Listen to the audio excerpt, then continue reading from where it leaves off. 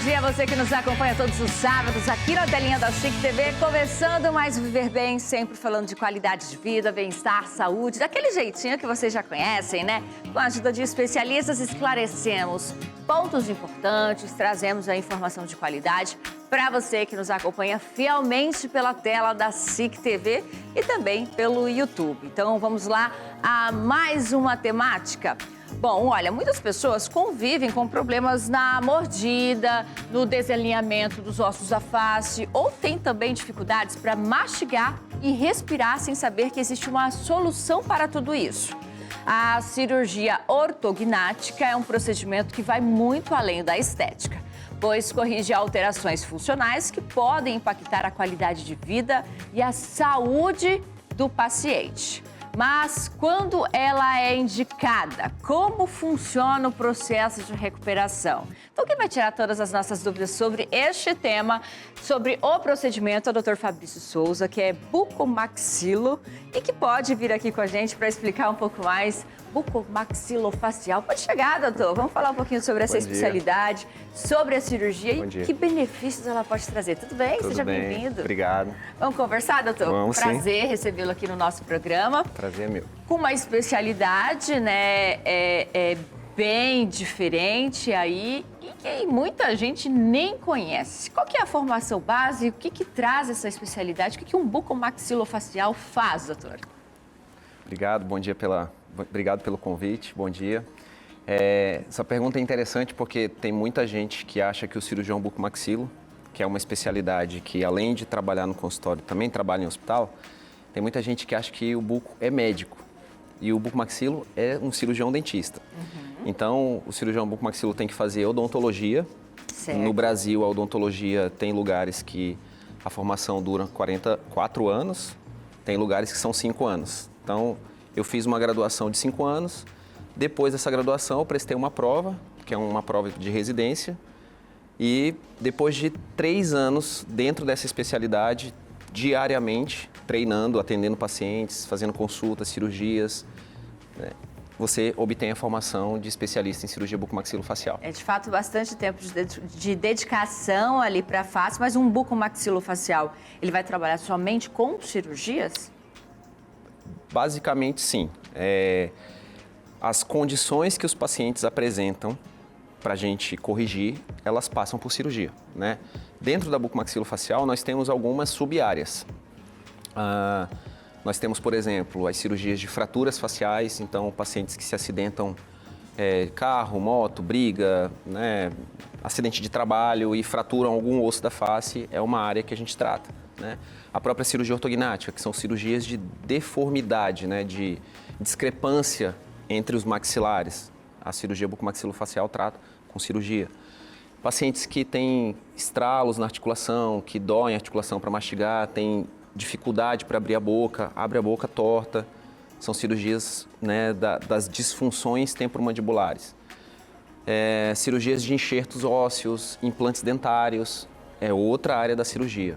Pacientes que têm cistos e tumores nos ossos da face, a gente também trata. Tem as cirurgias estéticas da face, né, também o cirurgião bucomaxilo trata. E cirurgias ambulatoriais. Todas essas cirurgias que eu estava falando até agora são cirurgias que são feitas em hospital, né?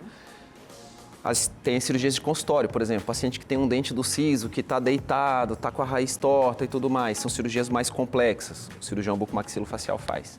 E biópsias, né, de lesões. Certo, dentro de toda essa gama de cirurgias que você pontuou, a gente tem a cirurgia ortognática. Você já mencionou ali que é normalmente para melhorar alterações, deformidades ali. Mas para quem que ela é indicada, doutor? Queria que você explicasse para a gente o que é a cirurgia ortognática. Legal. Bom, para responder essa tua pergunta, a gente tem que falar... Olha para cá. Para te explicar essa pergunta, eu preciso te falar um pouco antes sobre diagnóstico. Certo. Né? Para a gente poder oferecer uma cirurgia dessa para um paciente, ele tem que ter alguma alteração. Então, por exemplo, eu acho que tem uma imagem que eu trouxe, né, que ela é explicativa. Certo. Por exemplo, a gente está aí com ela na tela? Da esquerda para a direita, né? Aquele paciente, a primeira imagem lá, ele é um paciente que a gente chama isso, paciente com uma mordida classe 1 e um padrão facial 1. Isso quer dizer o quê? Quer dizer que o paciente tem uma face equilibrada, tem uma boa projeção, a maxila e a mandíbula estão alinhadas com a face e os dentes estão encaixados. Ali a gente tem uma anatomia perfeita. Um paciente considerado dentro da normalidade. Certo. Né? O do meio é um paciente que tem a gente chama de má oclusão de classe 2 e um padrão facial 2, que quer dizer o quê? Que a mandíbula do paciente, o maxilar inferior, cresceu menos do que o maxilar superior, no sentido anteroposterior. Então o paciente é chamado no dia a dia aí face de passarinho, porque o queixo é pequeno. Fosse um pouquinho mais para dentro, Isso. Né? Também é chamado de micrognatia, né? Ou retrognatia, também tem esse nome. Esse é o paciente padrão facial 2. E nós temos o padrão facial 3, que é o contrário. Ou a maxila do paciente não cresceu para frente, ou a mandíbula cresceu mais do que a maxila. E aí dá esse aspecto de face de meia-lua, porque o queixo do paciente é mais projetado para frente. E se os ossos estão fora de posição, os dentes também estão fora de posição. Aí tende-se a pensar que o dente estando fora de posição, trata-se com o aparelho. De fato, o aparelho ele consegue melhorar a condição dentária do paciente. Ele mexe no dente, mas a base óssea não resolve. A óssea não. Então, se essa discrepância entre os maxilares, se essa diferença entre os maxilares for muito grande, o aparelho sozinho não vai corrigir. Aí esse tipo de paciente precisa da cirurgia ortognática. A gente tem mais uma imagem que eu acho que dá para colaborar bem com essa questão. Aí nós temos um caso que, se eu tiver certa ali, estava ali na segunda situação da imagem ilustrativa. Isso mesmo, né? Isso. No que essa alteração vai trazer de problema para essa pessoa, para esse paciente? Ali a gente já é um antes e depois, né, doutor? Você conseguiu corrigir toda essa questão da estrutura. Foi um paciente que usou o aparelho também? Interessante essa pergunta. Esse paciente, no passado, bem no passado, ele já tinha utilizado aparelho. Ele já era um paciente padrão 2. Ele sempre foi um paciente padrão 2. Que tentou corrigir com o aparelho, mas não corrigiu. Aí, respondendo a tua pergunta bem inicial, quais são os problemas que isso aí pode trazer para o paciente? Esse paciente, ele fez a cirurgia por causa de ronco e apneia. Ele reclamava pra gente que não conseguia dormir direito, que a esposa reclamava bastante do ronco. Ele acordava no outro dia cansado. Porque e qual que é a relação disso? Quando o paciente tem a mandíbula pequena, o espaço que nós temos onde o ar passa quando a gente respira, passa atrás da língua e atrás do nariz. Quando os nossos maxilares são retroposicionados, são posicionados para trás, com esse espaço pequeno, o paciente não consegue respirar direito. E como durante o sono nós temos um relaxamento da musculatura, a língua tende a fechar esse espaço. Então, se o paciente tem a mandíbula pequena, o espaço é pequeno, a língua fecha e a gente para de respirar. Tem pacientes que ficam 5, 10, 15, 20, 40 segundos sem respirar, sem saber. E era o que acontecia com esse paciente. Aí no outro dia ele acordava cansado, não conseguia trabalhar direito, não tinha energia e tudo mais, e resolveu passar pela cirurgia. Então ele corrigiu a posição dos maxilares dele. Hoje ele dorme melhor, trabalha melhor e tem um ganho estético também. Muito bem. Quais outros problemas uma cirurgia ortognática pode resolver? Que benefícios ela pode trazer para a qualidade de vida dos indivíduos? A gente vai seguir falando sobre esta temática depois do intervalo, que é bem breve, então você de casa não saia daí.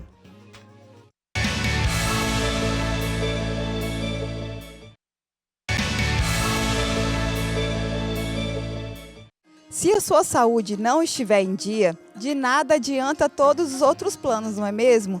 Por isso, contrate Plural Saúde. Com Unimed Porto Velho, você garante acesso aos melhores médicos, hospitais e clínicas. Garantimos sempre a mais completa rede credenciada, com planos que cabem no seu bolso. Planos a partir de R$ 197. Preços e condições para todas as categorias profissionais. Estudante, servidor público ativo, você empresário. Entre em contato agora com nossa equipe através do 99963-5411. Venha você também ser cliente Plural Saúde. De volta com o nosso programa hoje falando sobre cirurgia ortognática. Você conhece esse tipo de cirurgia?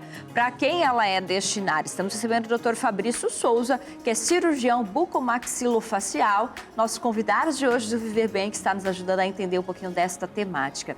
Doutor, e que outras questões, que outros problemas podem ser corrigidos com essa cirurgia? A gente pontuou aqui, eu queria que você fosse conversando então conosco, explicando sobre toda essa situação da cirurgia ortognática. Produção, coloca por favor a imagem na tela. Aí a gente tem o exemplo que mencionava sobre o uso do aparelho. Tá de aparelho, mas ainda não tá tudo encaixadinho, é isso, doutor? Isso. Essa paciente, para vocês terem uma ideia, quando a gente, dentista, se a gente olhar só para os dentes do paciente, a gente se pergunta, será que o aparelho consegue corrigir esse problema desse paciente? O que ela está apresentando aí?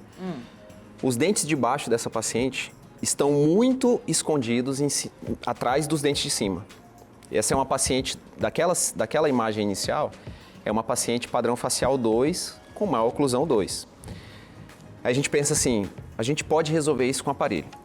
Pode corrigir a posição desses com o aparelho. Só que quando a gente olha a face da paciente, a gente vê que a mandíbula dela é pequena. Então é um paciente que vai usar o aparelho para posicionar os dentes de uma certa maneira, que quando eu for fazer a cirurgia dela, eu vou corrigir o encaixe dos dentes, eu vou corrigir a mordida e vou corrigir a face dela também. Então, em alguns casos, tem que fazer um tratamento completo, passo a passo. Iniciar pelo tratamento ortodôntico, o uso do aparelho, correção ali dos dentes, para depois vir a cirurgia. Isso mesmo. A maioria dos pacientes passa por uma fase ortodôntica do tratamento, que é instalar o aparelho. Por que isso? Porque o paciente que precisa da cirurgia, normalmente, ele tem os dentes todos fora de posição. E se eu opero o paciente dessa forma, se eu movimento os maxilares com os dentes fora de posição, na hora que eu for tentar engrenar a mordida, eu não vou ter estabilidade. E isso não vai ser bom para o pós-operatório.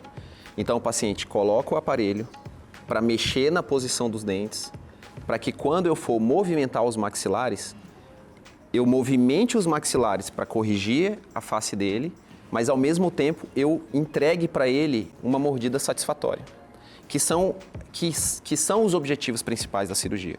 Em resumo, a cirurgia ortognática ela serve para corrigir problemas de mordida. Então, se o paciente é paciente classe 2, a mordida dele é para trás. Se ele é classe 3, a mordida dele é para frente. Então, com o movimento dos maxilares, eu vou corrigir a mordida. Em segundo lugar, ele vai ter uma face mais harmônica. Vamos colocar assim, como se fosse uma harmonização facial definitiva, né? E resolver problema de ronco e apneia. Outros exemplos, além desses três, existem pacientes que a face cresce de forma tão vertical que a mordida não encaixa. São pacientes que têm mordida aberta. Aqui na frente a mordida é aberta. Tem pacientes também que crescem com o rosto torto. Tem pacientes que... Tem pacientes que não conseguem fechar a boca, né? Tem pacientes que não conseguem fechar a boca. O paciente classe 2, por exemplo, é um paciente que não consegue selar os lábios. Aquele paciente que a gente colocou agora aqui, que tem a foto do antes e depois, se puder voltar na foto dele, para a gente perceber, a mandíbula dele é tão para trás que quando ele deixa a musculatura dele relaxada, o lábio fica assim, ó. Ele consegue fechar, mas ele não de forma passiva, olha aí. A foto ilustra bem mesmo. Para ele poder fechar o lábio, ele tem que contrair o músculo aqui do queixo. E colocando o osso dele no lugar, aí ele consegue hoje de forma passiva fechar os lábios. E sobre as alterações funcionais, o que seria, doutor?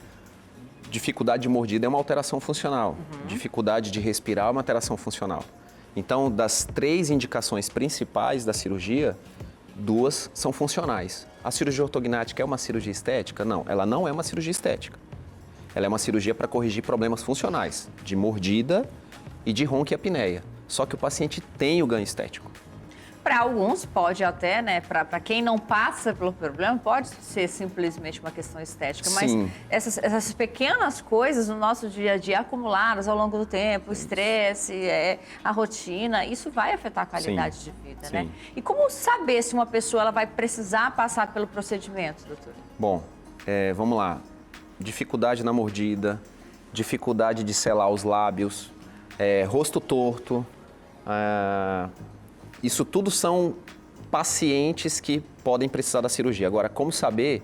Precisa consultar ou com o cirurgião bucomaxilo ou com o ortodontista, que é o especialista em aparelho. Essa paciente, ela passou por cirurgia, doutor? Essa Passou foto é por antes cirurgia. ou depois? Essa é depois. Ah, tá. Essa Porque é eu já ia falar, tá depois. perfeita. Essa é depois.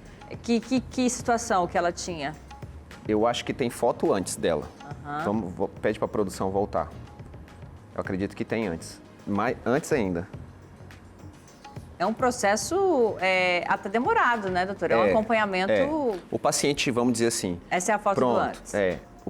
Só que antes, eu queria chamar a atenção, tem uma foto da mordida dela só. Pode pedir para voltar. O paciente, quando a gente fala que é virgem de tratamento, o que é o paciente virgem de tratamento?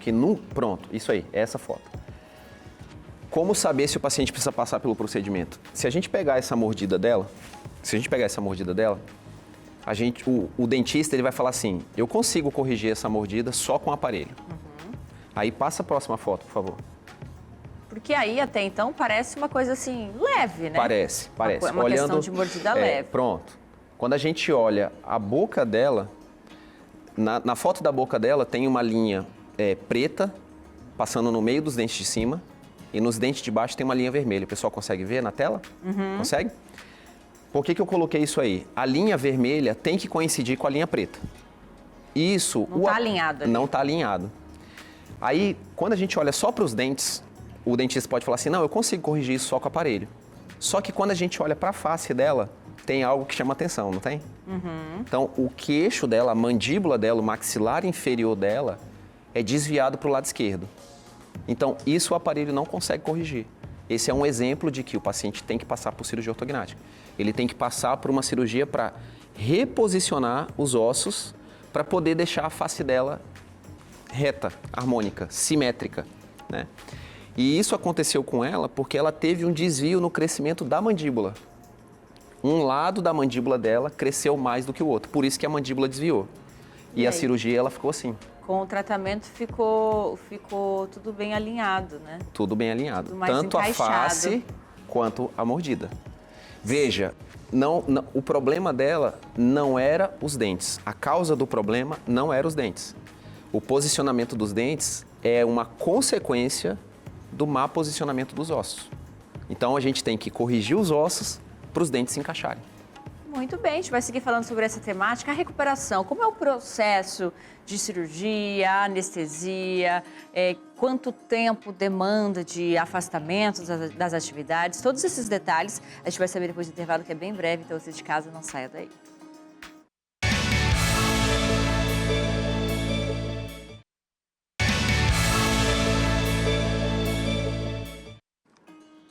De volta com o nosso programa falando sobre cirurgia ortognática e receber o Dr. Fabrício Souza, que é cirurgião bucomaxilofacial, nos ajudando a entender um pouco deste universo.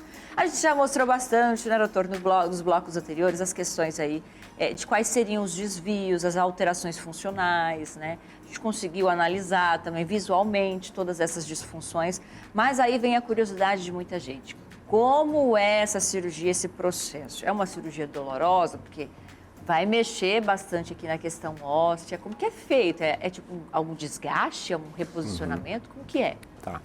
Bom, essa cirurgia, ela é uma cirurgia realizada em ambiente hospitalar, cirurgia realizada sob anestesia geral. Então, o paciente dorme, não vê nada, não sente nada. Para ele é 1 minuto, para a gente é algumas horas, né? A gente faz um corte no osso. Existem instrumentos específicos para isso. Pensa numa faquinha de cortar pão. É uma faquinha de cortar osso. Então a gente corta esse osso e movimenta ele para aquela posição que a gente planejou previamente. E aí, Fabrício, como é que fica esse osso depois? A gente fixa esse osso nessa nova posição com placas e parafusos de titânio. Esse material fica no paciente o resto da vida, ele não precisa tirar. É um material que é compatível com o nosso organismo.